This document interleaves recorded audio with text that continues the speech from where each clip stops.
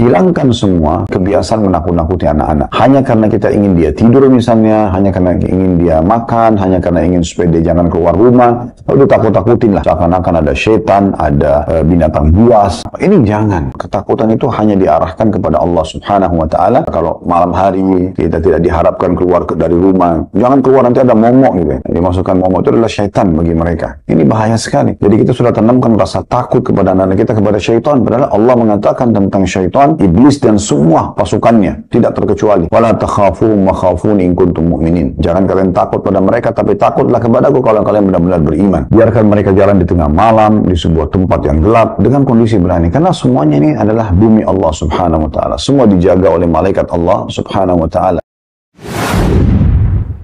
Ada perkataan menarik dalam syarah hadis yang disebutkan oleh Syekh Abdul Muhsin Abbad. Beliau mengatakan orang yang merasa puas, menunjukkan kepuasan atau seakan-akan memiliki sesuatu yang belum dia miliki, sama dengan orang yang menggunakan 2 lembar pakaian kedustaan. Yang dimaksud dengan 2 kedustaan adalah karena perkataannya dan perbuatannya dua-duanya dusta. Maka dia seperti orang yang memiliki 2 ciri yang buruk dua-duanya. Karena dia menggunakan 2 pakaian kedustaan dan bukan 1 kesalahan saja, tapi jadi 2 karena perkataan dan sikapnya. Dan ini tambahan dosa, wa ziyadatu fid dharar, dan juga menambah ekstra bahaya, maksudnya hukuman daripada perkataan yang dia sampaikan.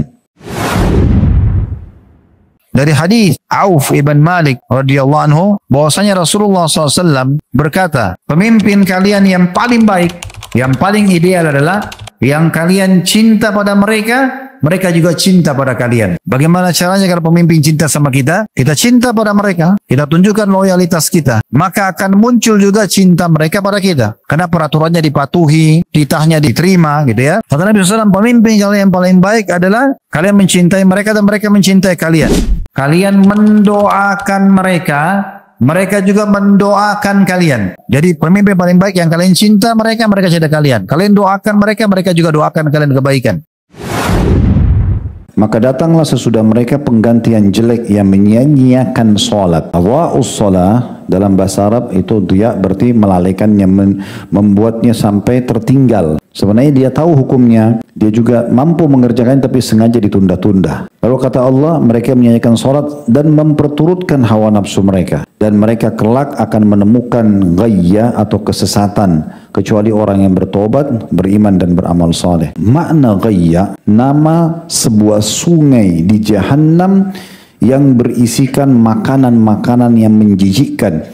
Dan tempatnya itu sangat dalam. Ya, artinya penuh dengan siksaan-siksaan yang disiapkan di sana dan cukup menyedihkan tempatnya, menyusahkan bagi orang yang dihukum di situ.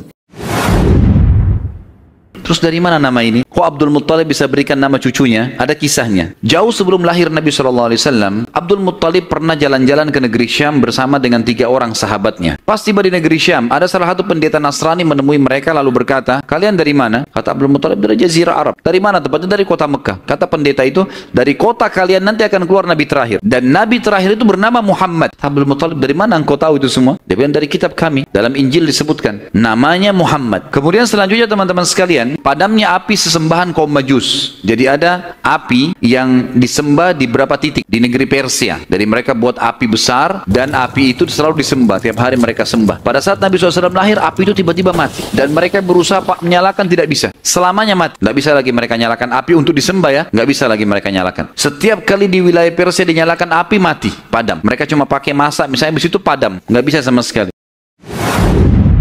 Berdoa kepada orang mati atau mereka yang tidak hadir adalah sebuah bentuk syirik besar. Dalilnya adalah firman Allah Subhanahu wa Ta'ala di dalam surah Yunus ayat 106. Dan jangan pernah kamu menyembah apa-apa yang tidak memberi manfaat dan tidak pula memberi mudarat kepadamu selain Allah. Patung-patung itu tidak ada manfaatnya sama sekali. Orang mati pun tidak bisa memberikan manfaat. Orang mati itu butuh pada kita yang masih hidup, bukan kita yang butuh pada mereka. Nabi SAW sudah ajarkan, kalau ke kuburan apa? Salam dan doakan mereka, bukan kita minta pada mereka. Jadi Allah mengatakan jangan kamu menyembah apa-apa yang tidak memberi manfaat. Gak bisa lagi mereka respon kita. Sedangkan hidup saja keterbatasan mereka ada dalam memberikan manfaat, apalagi kalau sudah meninggal gitu. Dan tidak pula memberikan mudarat kepadamu selain Allah. Sebab jika kamu berbuat demikian, maka sungguhnya kamu kalau begitu termasuk orang-orang yang zalim atau melakukan dosa besar. Dan Nabi SAW bersabda, barang siapa yang mati sementara ia berdoa kepada selain Allah sebagai tandingan bagi Allah, maka ia akan masuk neraka. Hadis ini diriwayatkan oleh Bukhari.